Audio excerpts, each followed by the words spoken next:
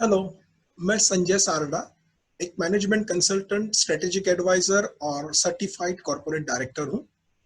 आज हम एक करियर विकल्प के रूप में मैनेजमेंट कंसल्टेंसी के बारे में बात करने वाले हैं। दोस्तों, लोग कुछ सहायता या मार्गदर्शन के लिए एक कंसल्टेंट से संपर्क करते हैं।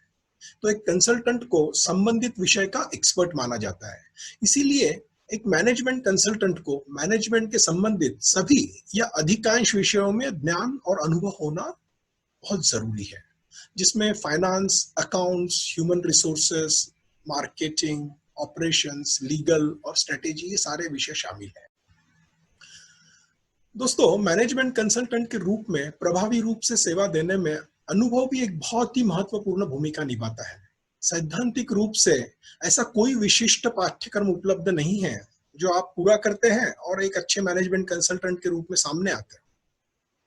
यह एक कम से कम 10 से 15 वर्षों तक सीखने और वास्तविक स्थितियों में आपके ज्ञान को लागू करने की और उस सिचुएशन से जो आउटकम निकलेगा उसको फिर से स्टडी करने की और आपके नॉलेज को रिफाइन करने की प्रोसेस है।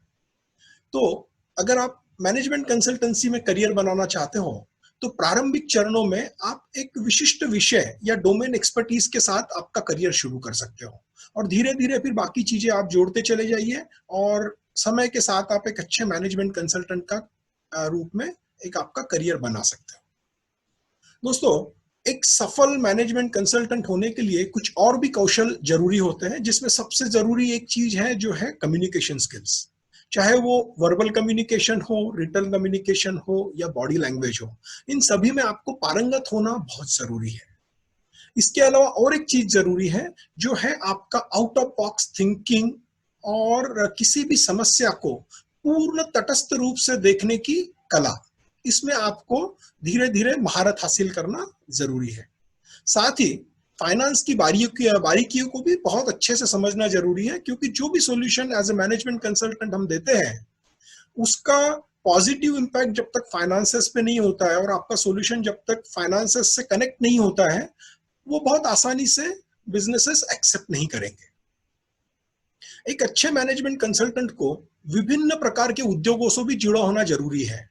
किसी एक ही उद्योग में सारा काम करने के बजाय अगर आप काफी अलग अलग तरीके के उद्योगों से जुड़ेंगे तो आपको अलग अलग जगह के सक्सेसफुल सॉल्यूशंस दूसरे जगह इंप्लीमेंट करने में बहुत ही आसानी होगी और नावीन्यपूर्ण तरीके से आप आपके सॉल्यूशंस प्रोवाइड कर पाएंगे। इसके अलावा लोकल और ग्लोबल इकोनॉमिक सिचुएशन, सोशल और पॉलिटिकल सिचुएशंस, इनकी समय समय पर जानकारी होना जरूरी है, ताकि इसका बिजनेस पे क्या इम्पैक्ट होगा और उस प्रकार से आप आपकी स्ट्रेटेजी बना सकते हो और आपकी स्ट्रेटेजी को फाइन ट्यून समय समय पर कर सकते हो।